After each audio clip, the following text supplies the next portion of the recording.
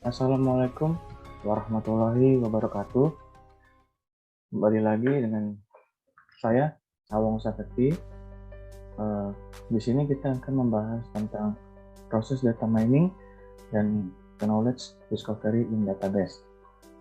Prosesnya itu meliputi dari data selection, pre-processing atau cleaning, lalu ada transformation, lalu data mining, dan interpretation.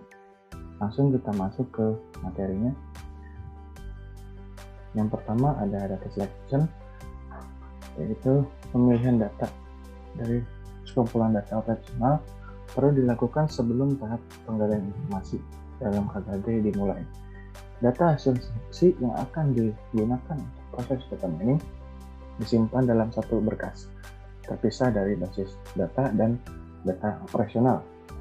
Lalu yang kedua ada pre-processing atau cleaning. Proses ini mencakup antara lain membuat duplikasi data, lalu memeriksa data yang inkonsisten dan memperbaiki kesalahan pada data. Lalu yang ketiga ada transformation.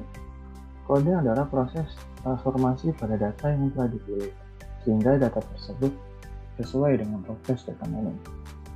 Lalu yang keempat ada data mining adalah proses mencari pola informasi menarik dalam data terpilih dengan menggunakan teknik tertentu. Lalu yang kelima ada interpretation. Pola informasi yang dihasilkan dari proses data mining perlu ditampilkan dalam bentuk yang mudah dimengerti oleh pihak yang berkepentingan dengan menggunakan proses interpretation ini. Ya, selanjutnya ada fase cross industry standar proses for data mining. Yang pertama ada fase dalam pemahaman bisnis, yaitu menentukan tujuan proyek dan kebutuhan secara detail dalam lingkup bisnis. Yang kedua, menentukan tujuan dan batasan menjadi formula dari permasalahan data mining. Dan yang ketiga, menyiapkan strategi awal untuk mencapai tujuan. Selanjutnya ada fase dalam pemahaman data. Yang pertama kita lakukan pengumpulan data, lalu menggunakan analisis penyelidikan data untuk menggali lebih lanjut data dan pencarian pengetahuan awal, lalu mengevaluasi kualitas data, dan jika diinginkan pilih sebagian kecil grup data yang mungkin mengandung pola permasalahan. Dan yang ketiga yaitu fase pengolahan data. Siapkan dari data awal, kumpulkan data yang akan digunakan untuk keseluruhan fase berikutnya. Pilih kasus dan variabel yang ingin dianalisis dan yang sesuai analisis yang dilakukan. Lakukan perubahan pada beberapa variabel jika diperlukan, dan siapkan data awal sehingga siap untuk perangkat pemodelan. Dan yang keempat yaitu fase pemodelan. Pilih dan aplikasikan teknik pemodelan yang sesuai, lalu kalibrasi aturan model untuk mengoptimalkan hasil. Lalu perlu diperhatikan bahwa beberapa teknik mungkin untuk digunakan pada permasalahan data mining yang sama. Jika diperlukan, proses dapat dikembalikan ke fase pengolahan data untuk menjadikan data ke dalam bentuk yang sesuai dengan spesifikasi kebutuhan teknik data mining. Yang kelima, fase evaluasi, yaitu mengevaluasi satu atau lebih model yang digunakan dalam fase pemodelan untuk mendapatkan kualitas dan efektivitas sebelum disumberkan untuk digunakan. Lalu menetapkan apakah terdapat model yang memenuhi tujuan pada awal, dan menentukan apakah terdapat permasalahan penting dari bisnis atau penelitian yang tidak tertangani dengan baik. Lalu ambillah keputusan yang berkaitan dengan penggunaan hasil dari data mining. Dan yang keenam, fase penyebaran. Untuk fase ini menggunakan model yang dihasilkan. Pembentukan model tidak menandakan telah terselesaikannya proyek. Contoh sederhana penyebarannya ini yaitu untuk membuat laporan Dan sebagian contoh kompleksnya menerapkan proses data mining secara paralel pada departemen lain. Di sini kita masuk ke pengelompokan data mining. Yang pertama ada deskripsi. Proses penggambaran pola dan kecenderungan yang terdapat dalam data.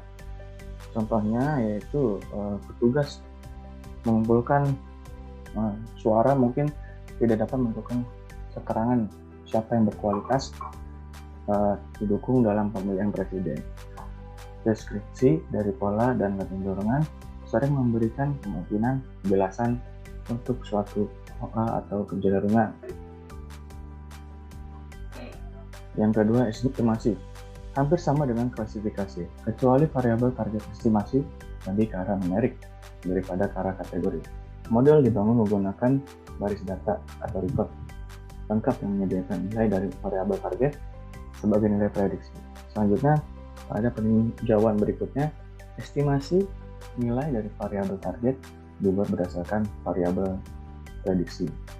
Sebagai contoh, yaitu menentukan estimasi produktivitas produksi yang untuk mendukung keputusan yang baik, lalu menjadwalkan pekerjaan, menentukan beberapa lama proyek perlu dilakukan dan berapa biayanya, dan menentukan apakah proyek layak untuk dikerjakan, mengembangkan keputusan arus kas, lalu menentukan seberapa baik kemajuan proyek, lalu menyusun anggaran template dan menentukan baseline proyek.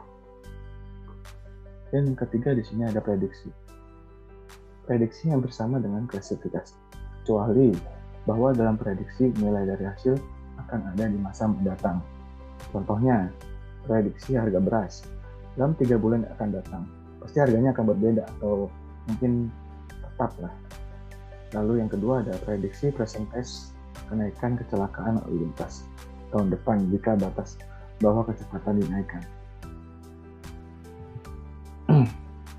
Lalu yang keempat ada klasifikasi. Dalam klasifikasi terdapat target variabel kategori. Sebagai contohnya, penggolongan pendapatan dapat dipisahkan dalam 3 kategori, yaitu pendapatan tinggi, pendapatan sedang, dan rendah. Selanjutnya di sini ada pengklasteran. Pengklasteran data mining adalah nama lain untuk metode segmentation. Tujuan dari segmentasi pada metode data mining adalah mengelompokkan suatu kelas ke dalam beberapa segmen berdasarkan atribut yang ditentukan. Penentuan atribut harus sesuai kesamaan yang dimiliki beberapa kelas tadi. Contohnya nih, pada perencanaan kota, kita mengidentifikasi kelompok-kelompok rumah sesuai dengan jenis rumahnya dan nilai atau bisa juga dan lokasi geografis mereka. Selanjutnya di sini ada asosiasi.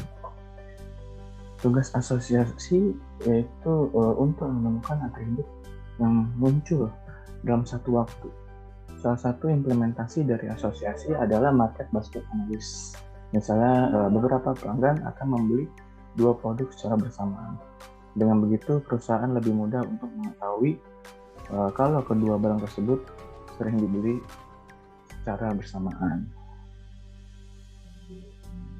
Terima kasih. Cukup sekian materi yang bisa saya sampaikan. Kurang lebihnya mohon maaf. Wassalamualaikum warahmatullahi wabarakatuh.